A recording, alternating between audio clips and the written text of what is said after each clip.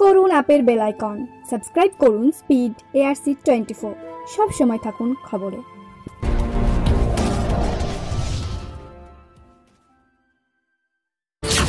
কাশিমবাজার একটা ঐতিহাসিক এলাকা।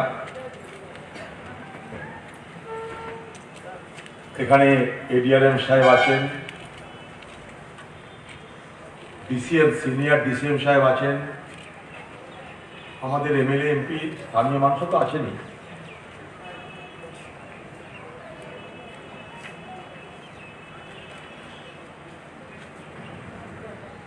The long drawn demand of the common people of this area has been going to be realized. So certainly it's a moment for our ecstasy. It's a moment for our jubilation.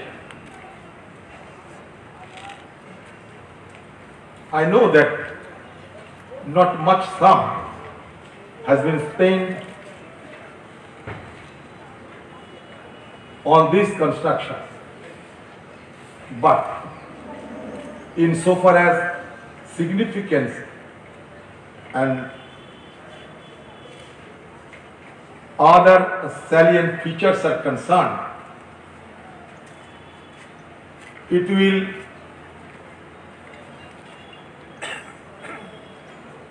be an instrument of extending facilitation to the common traveler, to the common passenger.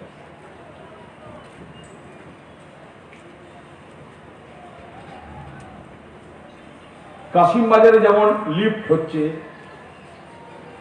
সেই রকম বহরমপুর স্টেশনে একটা lift করার প্রস্তাব আমার দেওয়া আছে।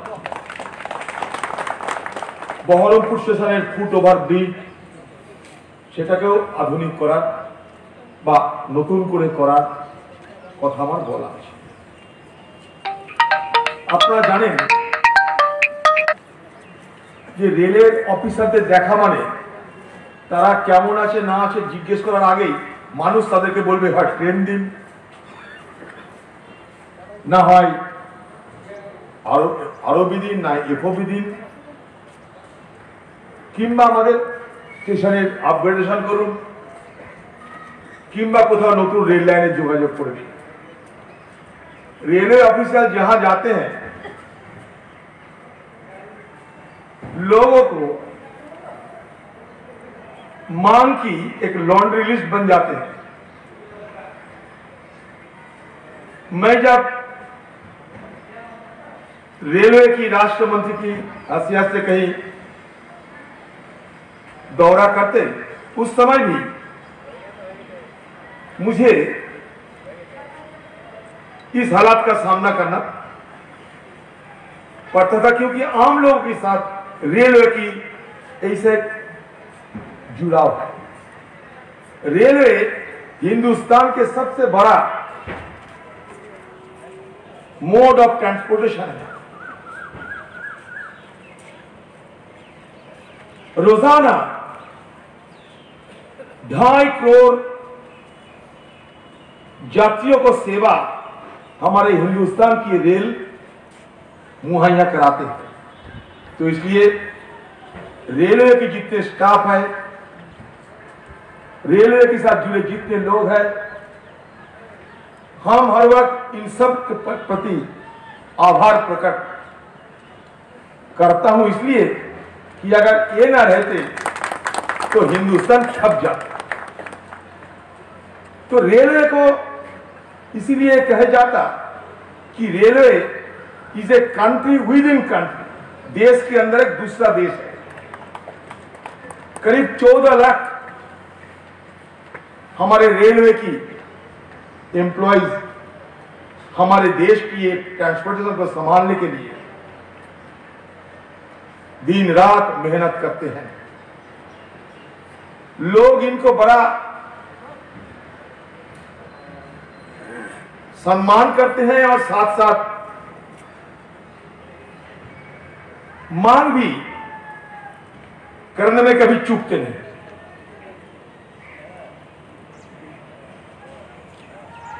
ADRM साहब यहां आए हैं। मैं पहले भी रेलवे की दफ्तर को इस विषय पे ध्यान आकर्षण करने के लिए बहुत बार कह चुके हैं, फिर दोबारा मैं दोहराना चाहते हैं, इसलिए कि हमारा मुर्शिदाबाद डिस्ट्रिक्ट की एक बहुत बड़ा काम फंसे हुए हैं। अभी तक वो काम हम समाधान नहीं कर पाए, हम निष्पत्ति कर नहीं पाए। वो है ये कि Nasipur Azimganj railway bridge, new connectivity across the river Ganges. बहुत मेहनत मैंने किया था ये नसीपुर आजिमगंज रेल को दोबारा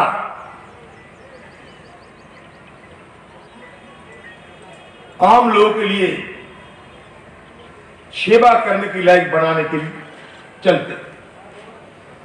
बहुत मेहनत की और बहुत मशक्कत की बदौलत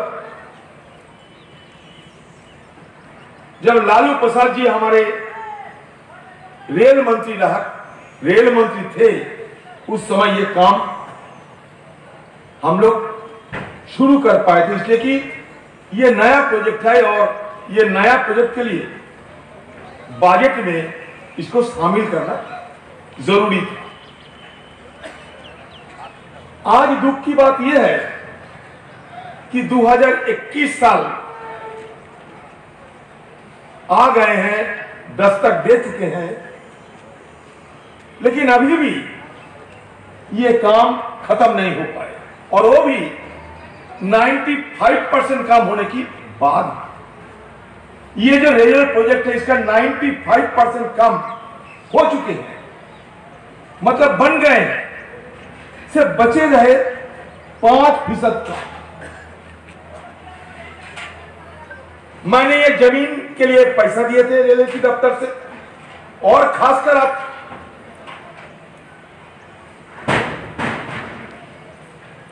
अब अचंभित हो जाएंगे कि मैं गंगा नदी की एक हिस्से की आम लोगों को जमीन के बदले नौकरी भी देने का सारे व्यवस्था किया, जो रेलवे की कोई स्कीम में नहीं होता, नौकरी नहीं दिया जाता, मैं जानता हूं। लेकिन मैंने रेलवे को यह समझाया था, बोर्ड को, कि देखिए जब लास्ट माइल कनेक्टिविटी की सवाल है तो 150-200 नौकरी की चलते अगर ये कम बन जाए तो रेलवे की नाफा होगी। क्यों नाफा होगी? क्योंकि ईस्टर्न रेल मतलब सियालदा डिवीजन और हावड़ा डिवीजन, दोनों डिवीजन मिल जाते हैं अगर ये रेल पुल बन जाए और ट्रेन चलने लगे तो। और इसमें 40 से 50 किलोमीटर की जो दूरी अभी हमें झेलना पड़ता हो कम हो जाएगी। मतलब कलकत्ता से नॉर्थ ईस्टर्न या नॉर्दर्न इंडिया जाने में लगभग 50 किलोमीटर दूरी कम हो जाएगी, और अगर 50 किलोमीटर दूरी कम होगी तो हमारे बहुत सारे बचत भी होगी। लेकिन यह काम अभी भी अधूरा रह गए, तो मैं इस मौके को मान लीजिए फायदा उठाते हुए दोबारा आप लोगों को ध्यान आकर्षण करने का कोशिश कर रहा हूं। আমি যখন রেলমন্ত্রী ছিলাম চুয়াপুর 55 তলা বেলডাঙ্গা দুটো আরবি একটা আর ইউবি আন্ডারগ্রাউন্ড সব টাকা স্যাংশন করিয়ে টেন্ডার করে সব কিছু করে দিয়েছে। দুর্ভাগ্য যে এই কাজগুলো এখনো সম্পূর্ণ হলো না, টেন্ডার করার পরও কাজ সম্পূর্ণ হলো না, কারণ স্থানীয়ভাবে সহযোগিতা আমরা পেলাম না। গোটা বহরমপুরের নকশাটা পাল্টে তো যাই হোক, আজকের এই অনুষ্ঠানে কিছু তো পেলাম আমরা। যখন কিছু পেলাম তখন আমাদের আগামী দিনে আরো কিছু পাওয়ার আশা যাচ্ছে।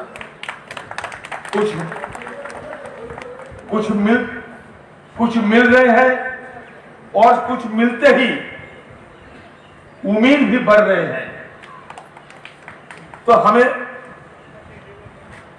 उम्मीद है कि अगले दिन आप इस तरीके की हमारे डिस्ट्रिक्ट में जो बचे हुए काम है, जो अधूरा काम है, ये सारे काम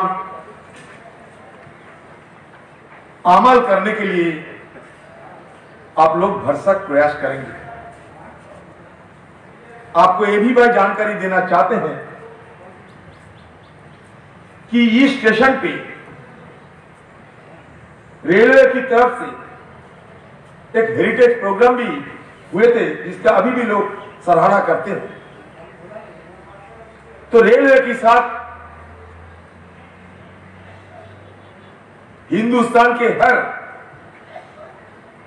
लोगों की जिस तरीके से लगाव है, जुड़ाव है, उसी तरह हमारा इस डिस्ट्रिक्ट के आम लोगों को भी है। तो इसीलिए आज हम लोग बड़ा खुश हुए हैं कि कम से कम यहाँ के आम लोगों की जो मांग थी कि एक लिफ्ट बनाया जाए, खासकर बुजुर्ग लोगों के लिए काफी तकलीफ होते थे इस लाइन को क्रॉस करने में। और रेलवे ऑफिशियल को मैं ये भी कहना चाहते हैं कि दूसरे प्लेटफॉर्म में जाने के लिए एक एक्सेस रोड बना दीजिए, क्योंकि आबादी बढ़ रहे हैं। आप खुद देख रहे हैं कि ये जो स्टेशन, ये अनलोडिंग पॉइंट बन चुके हैं। काफी सारे यहाँ सामान अनलोड होते हैं। अगर उस तरफ जो प्लेटफॉर्म है, वो प्लेटफॉर्म के साथ मेन रोड की कनेक्टिविटी में थोड़ा कमी है, लोगों को तकलीफ होते हैं। अगर छोटे मोटे एकदम बिल्कुल छोटे से एक एक्सेस रोड, चलने का लायक एक रोड बना दिया जाए, जैसे कि कोई ऑटो जा सके, कोई रिक्शा जा सके, तो इसमें इन लोगों की, आम लोगों की बड़ी सुविधा होगी। ये भी आप नोट करके रखने का कोशिश कीजिएगा। ज्यादा हो सकता है कि ज्यादा मांग कर दी है, लेकिन फिर भी आप लोगों को देखने से ही पहले मांग की याद आ जाते तो क्या करें। এখানে যেটা লিফট করা হচ্ছে, সেই লিফটে একসঙ্গে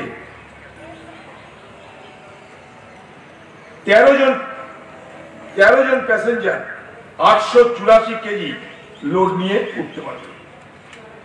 এখানে খুব মডার্ন টেকনোলজি ব্যবহার করা হয়েছে, যেটা আমাদের এডিএম সাহেব বললেন।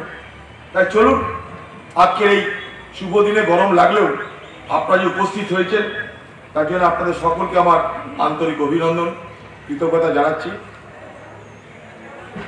আগামী দিনে নিশ্চয়ই রেলের কাছ থেকে আমরা আরো সহযোগিতা কামনা করে আপনাদের সকলকে আমার শ্রদ্ধা, নমস্কার, স্নেহ, ভালোবাসা, বিশেষ করে রেলের অফিসার এবং রেলের সব স্টাফকে বহরমপুরবাসীর পক্ষ থেকে আমি স্পেশাল অভিনন্দন জানিয়ে আমার বক্তব্য শেষ করছি।